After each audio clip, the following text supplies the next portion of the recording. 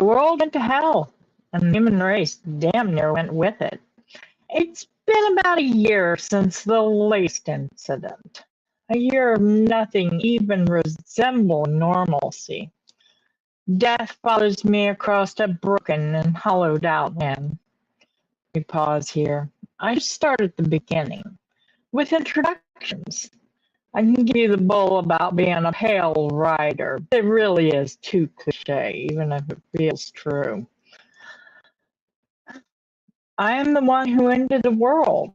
My arrogance for is why the majority of the humans hide now. I was so sure of what I was doing.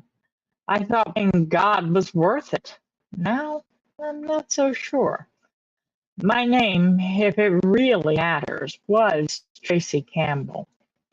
I was a scientist in one of the various labs for the CDC. Our job was to find out the cause of disease, to prevent the so-called super flu from being created. Or at least that is what the world was told. We mostly tried to stop the disease coming in the air from the tear between the worlds. I decided to take it one step further. Sounds silly. I was researching the idea that disease was only effective on humans. Other races had been spotted, vaguely. I thought if I could bring one of them through, just a little bit, I could get some blood and find the cure to the incurable. The original incident was before my time. The nuclear bombs dropped across the world during the World Wars had torn what was believed to be several holes into other realms, just none as wide and as open as the one I did. Other realms could be seen through the rifts, and it brought a greater amount of disease whenever the opening was spotted. They moved, you see, appearing stronger in some places than others. The determination was made that the air quality on the other side was hazardous. That was really the only thing about the other side that we could determine. When the rifts opened, we at the CDC would have to open quarantine areas and research the diseases that rampage the contained areas. So I often got to see the thin veil of smoke that kept our world from bleeding into darkness on the other side. I watched as large demonic shape passed by what seemed like a smoke-filled doorway into insanity. Nothing ever came through the smoke until I broke the veil. The heat also spiked where the breaks opened. After a time, we started to call the rifts portals to hell. I let my ambitions make my choices.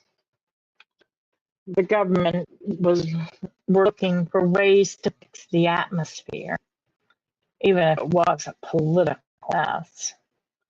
There were projects that had been testing to see if nuclear fission, there were projects that had been testing to see if since nuclear fission had caused the rifts, could nuclear fusion close them. There was also testing on laser and cold weapons in hopes that one of them making the rifts shrink in size. Not one of them was having the desired result. Back then, I was a ravenous reader, though since the latest incident, reading is nearly impossible. Books are so much antiquities of a bygone era. I used to read anything of interest. I would spend my spare time when I was not working, nearly devouring and all things I could find. The openings were something that had held my attention from early on. It's part of why I pursued a career in the CDC. I wanted to be close to them. The only ones allowed near the rift were the scientists, so I convinced everyone that I was a scientist. I was a child, looking for someone to tell me I had done a good job. Though I did the schooling and such to hold the title. I sped through the school with the speed of a fool. There were several sorts of creatures who came through when the breaks fully opened. There were the large demons and the small methods. There were also other sorts. My original theory was made without any true idea of what was on the other side. I had since found that some of the creatures had antibodies that could help us, those humans who are left. The larger demons decided immediately that humans were food, so any who were unable to get underground were quickly devoured. The demons are too large for the majority of the underground tunnels. The Mephits, a much smaller breed of demons, eat rocks and minerals, so they're less of a threat. Considering they're small enough to sneak into human encampments, this was a major relief. The Mephits also kept some of the other creatures from invading. Many of the remaining human settlements keep them as pets, early alarm systems, if you will. The Mephits' wail could wake dead, and when the larger demons got within a mile radius, they would wail. As long as I don't display my credentials, I'm welcome in any camp. My actions are not known, and that is likely why I still live. The CC is still held to blame, though. I may not be known, but the fact that it was one of us is known. So many of my co-workers lie survive. Science is often an evil witchcraft in the society that exists now. The worst threat to mankind didn't come through the rift. The worst threat has always, as it has been, ourselves. It has taken me most of the apocalypse to figure that out. There are now gangs that travel overland. If you escape the demons, which are visible for miles, you still have to avoid gangs. They take whatever they want, and either rape or kill any that they catch. Most are human, but there is the occasional other involved. One of the patrols that the former New York City has One that patrols the former New York City has what is termed an orc with them. Large tusks and a porcine face, large muscular frame.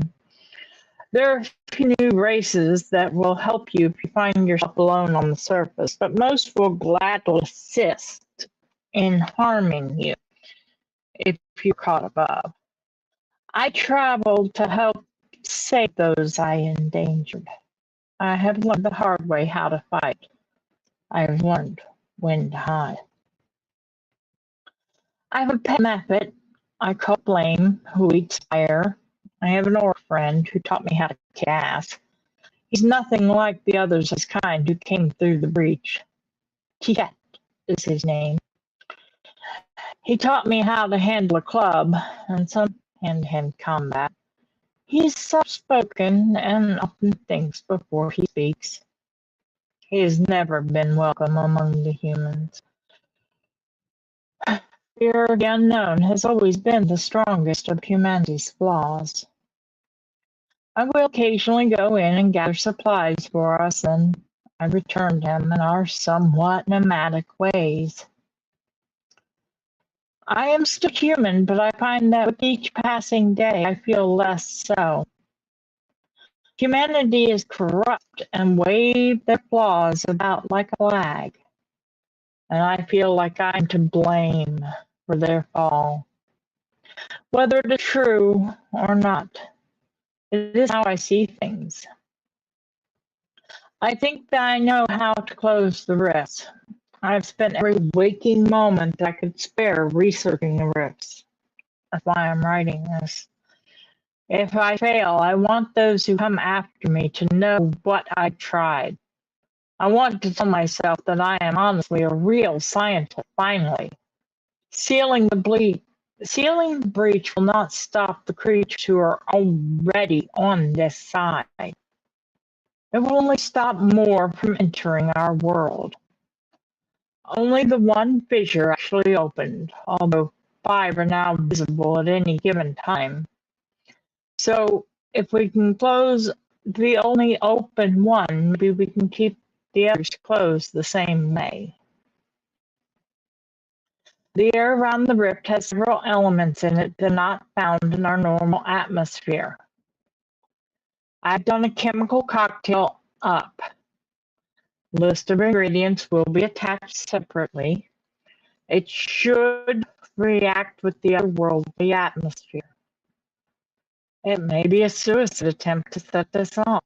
Seems only fair. I screwed everything up. So if I can fix it, well, I gotta try. I gathered both the supplies for the cocktail and safety gear so that I might survive. We will have to see. Closing the rift will mean learning to deal with those who are already on this side, including the humans. I believe if the break is sealed, we can kill the large demons to make the world safer again. Then things will settle into a semblance of normal, even if normal no longer looks like we expect it to. Our innocence was lost when the rift in the sky first opened. We were no longer alone in the world, much less in the universe. My actions merely stopped questions of what was on the other side. So I had hopes that my actions this time would help the world find a semblance of balance. From here on, I will leave the tale in the hands of a dear friend.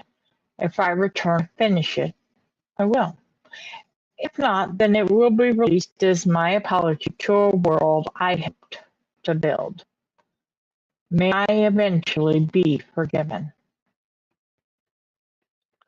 The demons surrounded the gate, each standing well over the size of a 3-story building. For a time I watched, unsure of what they were doing. There's 6 of them surrounding the hole into nowhere. Every so often, one would try to step back through, and the others would attack the one making the attempt. This is when I paid more attention to the one that kept making the attempt. Bleeding from several scratches, covered in bites, it was weakly standing. None of the others seemed to be trying for the rift. Its eyes were roaming wildly across each of them as though trying to find a way out. I never honestly thought I would feel pity for one of the big ones. Still, in that moment, it seemed like killing it would be merciful. Dead demons could provide no information, though. Chet pointed at a steel building on the other side of the rift. If you had a distraction, his scratchy whisper, barely audible, you could get the injured one in there, maybe even find answers. As I sat processing his idea, he took off, making as much noise as he could. I was too stunned to call him back, even if I could. Instead, I quickly gathered what wits remained, and after a small prayer from my friend, set to getting that damned demon into the metal building. It seemed to understand my presence quicker than I did. Unsure if it could speak or understand speech, I motioned for it to follow me and headed to what was originally an airport hangar. It followed with no hesitation. I hesitated to close the door behind us for fear it would keep Chet out. Still, it would keep the other demons from finding us, and that was why he did this.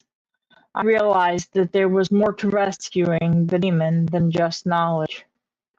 Sometimes you had to do what was right, even if it was against you in the long run. The stench wafting from the creature was nauseating. Strong copper and sulfur mixing to overwhelm all of my senses. I decided that I needed to find my friend and escape the suddenly closing walls of this building. I tried to find an exit that would allow me to escape without leaving the creature exposed, and heard a soft knocking sound at the building's back door. Nervous, I went and checked outside. To my absolute relief, Chet was standing there. Quickly, I pulled him in and considered reading him the riot act. No sooner than I closed the door, we felt the rumbles of the demon's return. Quiet was needed for the moment. I could say giving him a piece of my anger until it was safe, whether I wanted to or not. Demons are thankfully not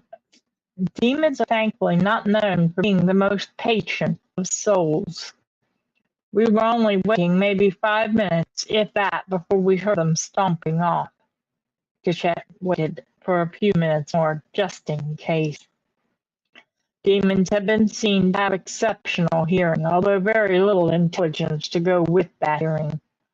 Once we were sure they were gone, he raised his hand and motioned that we still had one to deal with. Though I knew he was right, it bothered me. His recklessness, though typical of his species, upset me. A human failing, for sure. Orcs are strong-willed and reckless.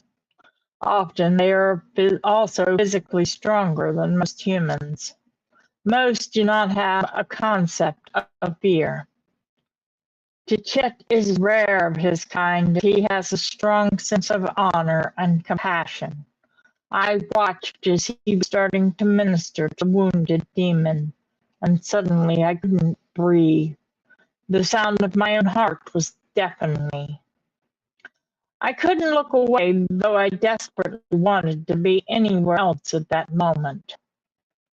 Since the schism opened, racism took on a new meaning.